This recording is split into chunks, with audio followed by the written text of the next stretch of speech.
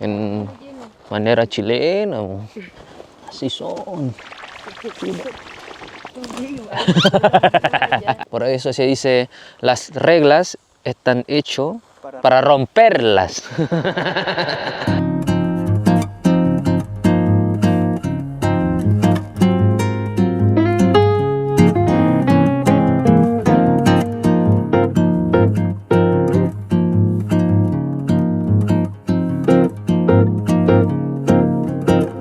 Sekarang udah mau ke Punta Arenas dan nanti di sana ada banyak hal menarik Punta Arenas. Dan juga Punta Arenas adalah salah satu tempat di mana duty free. Ya, anggapannya kayak Batamnya Chile. Kalau di Indonesia kan Batam yang free tax ya, free pajak segalanya, jadi barangnya lebih murah. Oke, jadi sekarang ini ada di Punta Arenas dan ini adalah restoran paling terkenal di Punta Arenas, namanya Kiosco Roca. Jadi ini anggapan makan roti, choripan namanya, sama juga ada chori queso, yaitu roti isinya keju, dan minumnya adalah susu pisang. Dan yang menarik adalah aku kan pakai baju Colo-Colo nih, ya kan? Dan di Chile dua tim paling besar adalah Colo-Colo dan Universidad de Chile. Dan di sini pemiliknya itu timnya Universidad de Chile. Kalau kalian tahu sepak bola pasti antara satu tim dengan tim yang lain itu mereka sangat-sangat anggapannya kayak musuhan ya. Jadi sekarang anggapannya aku ada di zonanya musuh. Oke, jadi ini kayak gini aja, simple. Harganya 1000 peso, sekitar $1. Oh, gracias. Muchas gracias, señora. Señorita, perdón. Última vez. No, a mí igual me pasa, a mí igual No. me pasa. Jadi hati-hati antara señora dan señorita. Señora itu anggapannya kayak bu, dan señorita itu kayak kakak.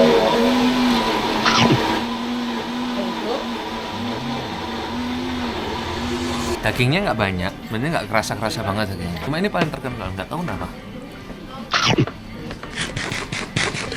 Mungkin karena kombinasinya ya, antara roti dan choripan daging, kemudian dengan susu pisang. Itu bagi orang Chile itu sangat aneh. Biasanya minumannya itu antara Coca-Cola atau bir. Mari kita coba dengan susu pisang ya. Wow, kombinasi yang super menarik. Kita coba kejunya. Ini lebih oke. Aku lebih suka karena kejunya lebih kerasa ya. Aku suka yang keju. Lebih prefer yang keju. Harus banget dicoba kalau suatu hari kalian ke Punta Arenas. Kombinasi yang sangat menarik. Oke, jadi sudah sampai di kota namanya Punta Arenas. Wah, kalau kalian lihat super indah dan ini dingin ya. Ini mungkin sekitar 13-14 derajatan. Semuanya sangat bersih, semuanya sangat indah. Lihat pohonnya. Ini udah dianggapannya taman tengah kota. Dan ini beda kalau di Santiago. Pernah terjadi yang namanya demo besar-besaran satu negara yang namanya Estallido Social di 2019. Akhirnya banyak kota di Chile itu banyak grafitinya di mana-mana. Mereka juga kayak gereja pun hancur gitu loh. Karena pas demo waktu itu. Tapi di sini sama sekali nggak kelihatan grafiti. Ini bangunan ya, semuanya masih indah, nggak tersentuh. Tanpa grafiti dan segala macam. Lihat. Semuanya super bagus dan masih terjaga. Jadi memang benar katanya bahwa kalau mau tinggal di daerah yang super tenang, aman, itu di selatan Chile. Karena sini tenang banget. Dan bahkan katanya orang-orang di sini itu kerja itu, mereka bahkan punya jamnya itu untuk tidur siang. Jadi misalnya sekitar jam 12-an gitu, mereka tutup untuk tidur siang. Bahkan di sini juga katanya, di Punta Arenas, ini kalau kalian yang kerja di kapal, mereka pasti seringnya berhenti juga di sini karena biasanya kapal-kapal yang khususnya ke Antartika ya, kan banyak tuh orang Indonesia yang kerja di kapal pesiar, itu berhentinya di sini. Ada banyak orang Indonesia yang berhenti di sini terus jalan-jalan dan segala macam. Jadi di sini juga datang orang dari seluruh dunia kalau yang ikut kapal pesiar.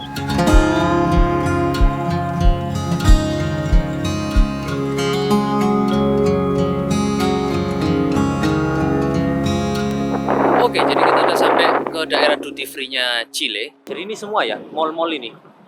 Ini semua mall. Apapun yang kalian cari, itu ada, ready, duty free. Oke, pas aku juga lagi cari power bank, jadi semoga ada ya. Ini orang-orang pasti semua belanja ke sini. Mau cari barang rumah, baju, dan segala macam semua ada di sini. Dan harganya tanpa pajak dan jauh lebih murah. Jadi udah beli power bank. Ini kena 22.000, $22 sekitar 340 ribuan lah. Terus bisa dilihat di sini harganya 30.000, 40 ribuan. Oh, ini benar-benar semua free tax. Jadi lumayan loh karena taxnya di Chile itu 19%. Ini kalau masuk ke Santiago, kalau yang kena tax jadinya sekitar 3.000. Jadi lumayan ini. Biaya hidup di sini agak lebih terjangkau kalau menurutku ya. Karena di sini semua yang ada di sini nggak cuma barang baju ya, juga ada elektronik, makanan, semua dia free tax. Dan nggak usah ditanya kalau misalnya alkohol, nah murah-murah. Ini 160.000, ini 300.000, 200.000. Nah, Jägermeister $22. Dan bahkan sampai minuman dari Vietnam. Dari Indonesia mana? Nggak ada dari Indo, bro. Masa kalah kita Indonesia sama Vietnam, bro, kalau ekspor-ekspor. Nggak ketemu aku sampai sekarang nggak ketemu barang Indo. Rek Kiranti gitu. Kan ketemu nang di minuman model Kiranti. Kenapa nggak bisa sampai diekspor ya? Aku heran. Padahal Kiranti itu potensinya besar juga loh. Wanita mana yang nggak mens? Semua wanita kan ada mensnya gitu. Produknya Malaysia aja ada, bro. Indonesia ya opo rek? Ya mosok kalah, bro. Indonesia lek perihal ciki-ciki minum-minuman mosok kalah. Waduh, guys, mbak Vietnam kalah, mbak Thailand kalah, Malaysia kalah. Masuk ya opo rek Indonesia ke Chile. Sayang sekali. Ini menarik ya. Jam 10 malam loh ini. Baru mau sunset. Aku bingung sih. Toko udah pada tutup pasti, udah dari 2 jam lalu, 1 jam lalu toko-toko udah pada tutup. Jam berapa ya gelapnya berarti? Jam 11 lah. Mungkin jam 11-an.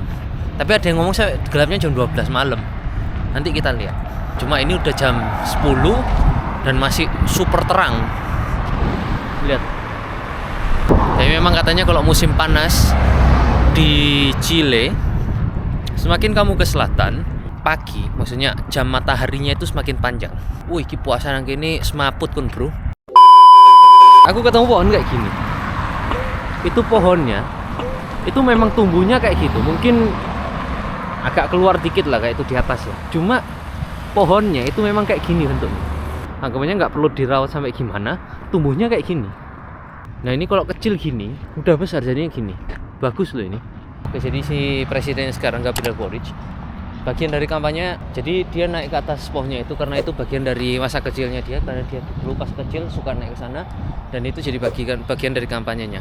Jadi pas kampanyenya si Gabriel Boric, banyak orang yang akhirnya pasang foto pohon tersebut di profile picture dan segala macam kayak gitu. Ini pohon khasnya Punta Arenas.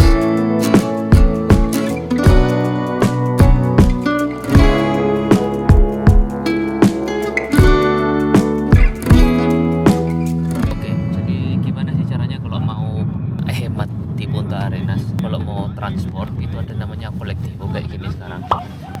Kolektivo. Anggapannya kolektivo itu kayak bis ya. Bisa bagi sama banyak orang. Tinggal bayar. Ada beberapa rute. Ini kita kan dari pelabuhan mau ke sentro itu harganya 700. Jadi rata-rata semua 700. Tapi kalau malam harganya bisa 800 atau 1000 kan. Daripada pakai Uber, kan Uber lumayan ya, sekitar kayak 3.000-an lah kalau paling deket. Oke, sekarang aku lagi ada di museum namanya Sarah Brown. Jadi Sarah Brown adalah orang Inggris. Sebenarnya orang tuanya orang Inggris dan kemudian saat umur 11 tahun sama orang tuanya dia datang ke Punta Arenas. Sarah Brown datang dari keluarga orang kaya dan saat dia membeli rumah ini, dia panggil arsitek orang Prancis. Dan kamu bisa lihat ini semua. Ini tipe Prancis banget. Ini super Eropa. Ya toh. Ini kayak biasa di langit-langit gereja itu di Eropa. Dan akhirnya Sarah Brown itu juga orang yang filantropis dan suka membantu. Akhirnya dia juga sering donasi terhadap Punta Arenas. Kemudian saat dia meninggal, diwariskan ke anak cucunya. Di tahun 1960 ada namanya Club de la Union. Ini Club de la Union adalah kumpulan orang-orang filantropi, orang-orang kaya yang suka dengan sejarah. Akhirnya mereka itu beli rumah-rumah yang isinya sejarah, kemudian sama mereka itu di maintain sendiri loh, semua. Jadi ini rumah semua dan ini akhirnya menjadi monumento nasional. Jadi monumen nasional. Ada orang yang mau, orang kaya ini ya, cuma gara-gara ini adalah sejarah sama mereka dibeli sekelompok orang kaya. Pemerintah nggak ada campur tangan loh. Pemerintah sama sekali ini nggak bayar listrik, nggak bayar air, nggak bayar pegawai, apapun. Ini perintah nggak ada hubungannya dengan rumah ini, Sarah Brown. Dan untuk maintain rumah ini, bayangin aja, rumahnya kayak gini. Untuk bayar listrik, air, kemudian pajaknya, kemudian pekerjanya, dan segala macam. Untuk maintain ini berapa gitu loh. Ini adalah bentuk orang-orang filantropis tersebut yang peduli terhadap sejarah. Dan itu aku sangat salut dan itu sangat luar biasa ya. Oke, sekarang kita lagi makan. Nah, mau coba seafoodnya di Punta Arenas. Karena memang kan ini kalau di Punta Arenas mereka kan memang dianggapannya mancing ya. Nah, sekarang udah pesan ceviche. Ini salmon ya, pesan ceviche salmon. Jadi salmon yang dimasak pakai air limon. Salmon mentah terus dikasih banyak limon, kayak anggapannya dimandiin pakai limon. Terus dibiarkan ikannya itu anggapannya kemasak dengan limon. Ini makanan khasnya Peru gitu. Cuma memang ini enak banget ya. Aku awalnya nggak suka ikan mentah ya. Makanan mentah aku nggak suka. Tapi ceviche enak banget.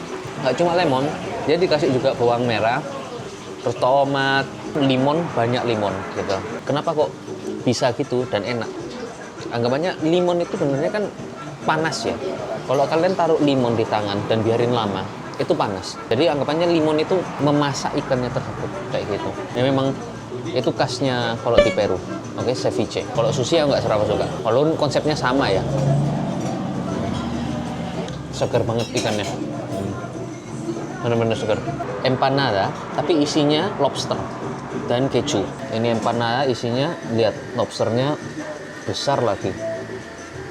Bukan yang pelit loh ya lobsternya. Kalian bisa lihat ini. Mari kita coba.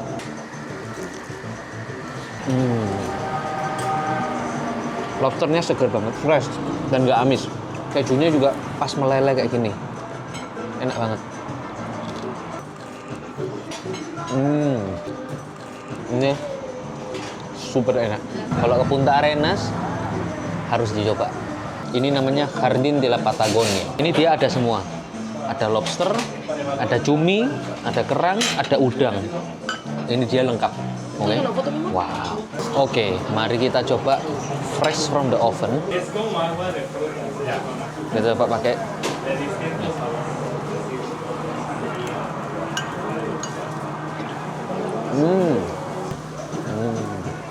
Seger pala. Bener-bener nggak amis loh.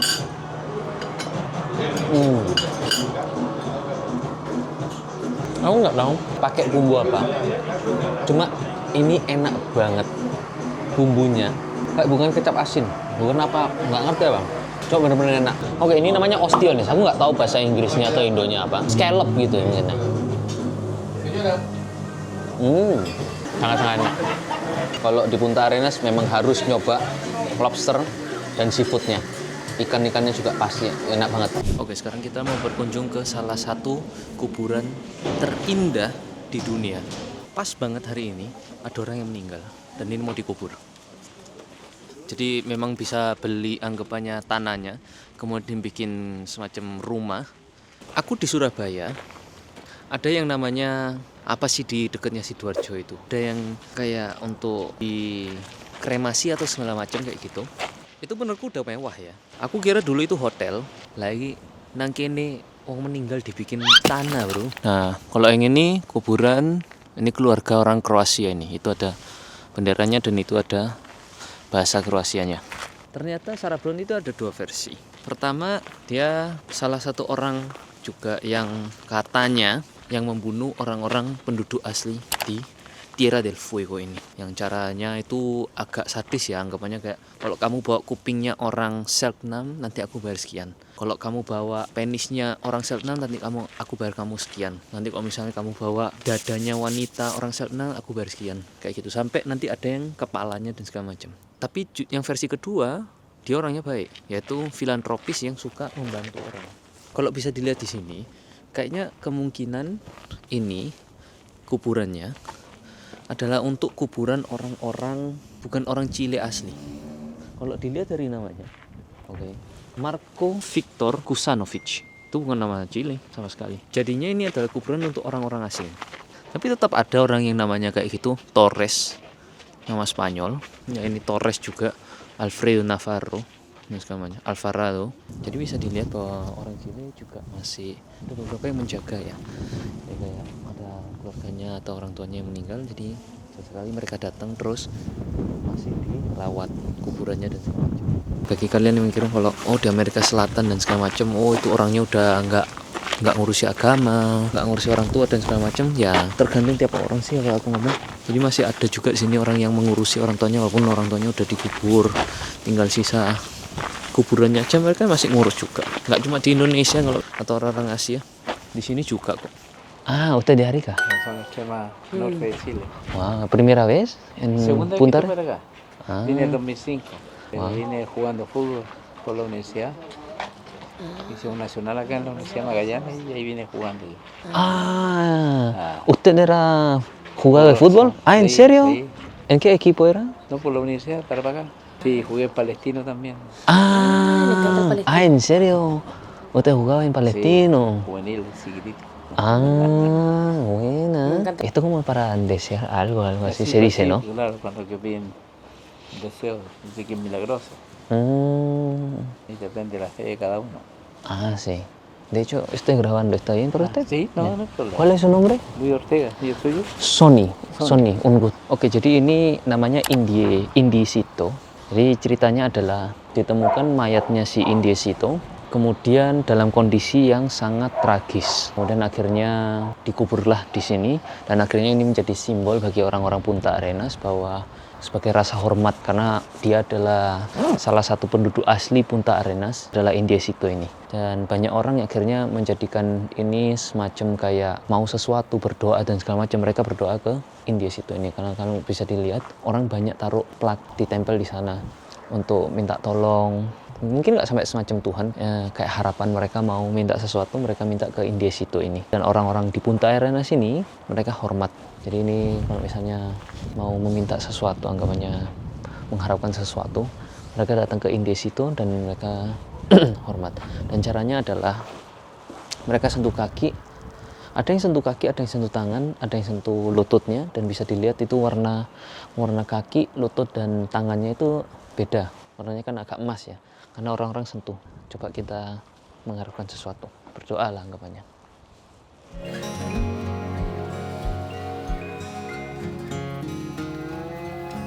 Gracias Indiesito, por favor. Atas kawan-kawanku yang dikabulkan.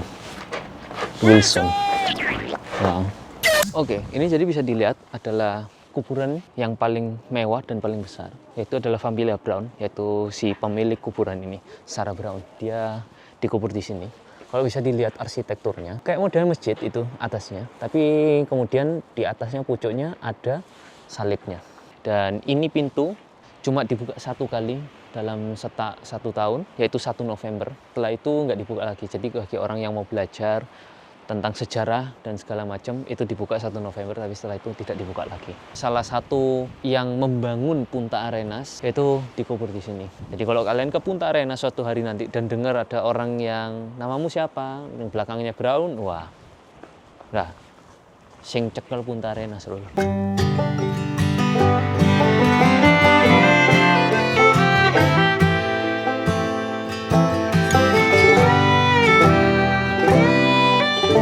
Bueno, en pandemia, viste que obviamente con la cuarentena y todo, hubieron personas de los barcos que se contagiaron, entonces tuvieron que venir a la ciudad a la residencia, a una residencia sanitaria.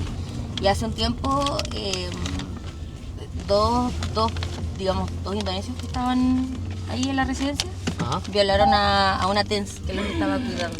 ¡Chuta! Sí, fue un tema. Fue un tema. Sí, fue un tema importante. ¿Se podrán encontrar noticias así como para Sí, leerlo? po. Wow, ¿y esto qué es? Se llaman lupinos, si no me equivoco. Lupino. Bueno, Pero se Seba. conocen más como chochos. Aquí estamos con Seba. Wow, qué lindo. En manera chilena. Así son. ¿Qué es lo peor que puede pasar? O sea, ya vayan de acá, no creo que... Claro. No, nadie, no, sí, de verdad que un montón de gente. ¿Dónde yo les puedo Todos los días buscar? Todos los días viene gente a tomarse fotos. Solo en verano, por eso. Ya, por acá se puede bajar. Con cuidado. Por eso se dice, las reglas están hechas para romperlas. Jadi sekarang kita ada di tengah-tengah Chile. Maksudnya apa? Ini bisa dilihat. Ini itu kutub selatan. Kita di sini dan itu Arica, yaitu pucuknya Chile yang dekat dengan Peru. Jadi sekarang anggapannya kita ada di tengah-tengahnya Chile antara kutub selatan dan utaranya Chile, paling utara dekat Peru. Tempat ini ada ekonya ya. Nggak tahu kalau bisa dengar.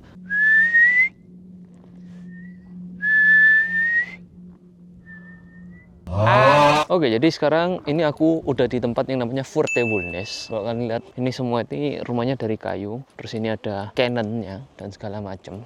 Singkatnya, simpelnya. Jadi saat Spanyol datang ke Latin Amerika, terus mereka suruh, ini kamu coba ke sini, jadikan ini bagian dari Spanyol. Bikin, nggak tahu, bangun apalah, bangun rumah, bangun apa segala macam, bangun. Kemudian sampai ke Fuerte Bulnes, akhirnya mereka datang sekitar 23 orang, hanya 2 wanita dan sisanya pria. Dan ternyata tempat ini tanahnya nggak fertil, jadi tanahnya susah untuk ditanam apapun. Kamu lihat ini batu, oke, dan ini dalamnya 40 sentian, oke, batu gini. Dan kalau musim dingin, ini bayangin ya, 2024 itu musim dinginnya -14. Terus ini Spanyol datang di tahun 1840-an, itu sebelum kayak global warming dan segala macam. Dinginnya kayak apa gitu loh, esnya kayak gimana lagi nggak ngerti ya. Kayaknya mereka coba datang ke sini, kayak stabilize. Mereka kira ini strategis karena ada di dataran tinggi, dipasang cannon karena untuk jaga-jaga kalau misalnya datang musuh, ya kan. Hal yang paling dasar dalam perang adalah cari dataran tinggi. Kalau siapapun yang pegang dataran tinggi dia menang, karena di sana dia bisa memantau segalanya. Dan ini udah siap juga ini buat jaga amunisinya kalau mau nembak. Tapi nggak pernah terjadi perang karena nggak ada yang datang gitu loh. Tapi akhirnya mereka kesusahan, kelaparan dan segala macam karena tanahnya nggak fertil, dinginnya setengah mati. Dan akhirnya yang aku temukan agak aneh dan bodoh adalah ini kan rumah kayu ya. Kamu bayangin gimana caranya panasin apa segala macam, kan nggak ada tempat ya, maksudnya kayak chimney-nya, oke? Kan biasanya ada tuh. Jadi mereka bangun rumah gini, kalau mau panasin anggapannya nyalain api, dinyalain di dalam rumah. Ya kobong cuk, omah ya kebakar lah dari kayu. Rumah kayu nyalain api ya di dalam gitu loh. Akhirnya kebakaran dan segala macam. Terus akhirnya mereka bangun ini. Ini buat nyimpan makanan. Makanya dibuat dari kayak gini. Tapi ya juga gagal karena sempat ada wabah tikus, di mana tikusnya sampai 11.000, 12.000 tikus. Makanan habis, dimakan tikus dan segala macam. Nggak tahan lebih dari 1 bulan. Musim dingin di sini bisa sekitar 3-4 bulan, jadi semaput juga. Sejarahnya adalah kenapa kok mereka nggak bangun anggapannya chimney di atas atau tempat buat bakar kayu biar angetin badan. Karena pada dasarnya adalah orang-orang Spanyol yang menjajah ke Latin Amerika, anggapannya orang-orang yang di penjara atau anggapannya orang-orang buangan lah. Jadi mereka juga pengetahuan nggak banyak, nyalain api nyalain di dalam rumah, kebakar lah. Akhirnya suatu hari mereka memutuskan udah ini nggak bisa lagi, nggak bisa. Akhirnya cabut semua orang. Tapi suatu hari tetap lagi kasus yang sama, nyalain api, akhirnya kebakar, tapi akhirnya nggak kekontrol, kebakar semua, ya akhirnya mati. Dan ini benernya adalah hasil rekonstruksi. Di 1943 dibikin hasil rekonstruksi. Karena yang sisa hanya kayak kuburannya. Ternyata orang Spanyol yang datang ke Latin Amerika ya goblok-goblok, congok-congok. Anggapannya kayak itu hukumannya. Jadi kamu melakukan kejahatan di Eropa, di Spanyol, hukumannya kamu tak lempar ke negara lain. Anggapannya untuk menjajah. Mungkin kaptennya yang orang pinter, orang yang berwibawa dan segala macem. Tapi tripulasinya orang-orang yang ya gitulah, oon dasarnya kayak gitu. Dan BTW ini namanya Estrecho Magallanes, di mana 2 laut antara Pasifik dan Atlantik itu bertemu. Estrecho itu benernya artinya adalah gang. Jadi gang Magallanes. Jadi di mana airnya antara Atlantik dan Pasifik itu bertemu ada di Estrecho Magallanes atau Gang Magallanes. Muchísimas gracias Seba y Flo, un gusto. Igualmente, que la hayas pasado bien. Sí, muchísimas gracias. Sí. Finalmente. Después de un Finalmente. montón de años. Después de 3 años mirando videos. Así que ya tienen casa en Indonesia. Muchas gracias. Así que nos vemos. Nos vemos. Bye. Bye.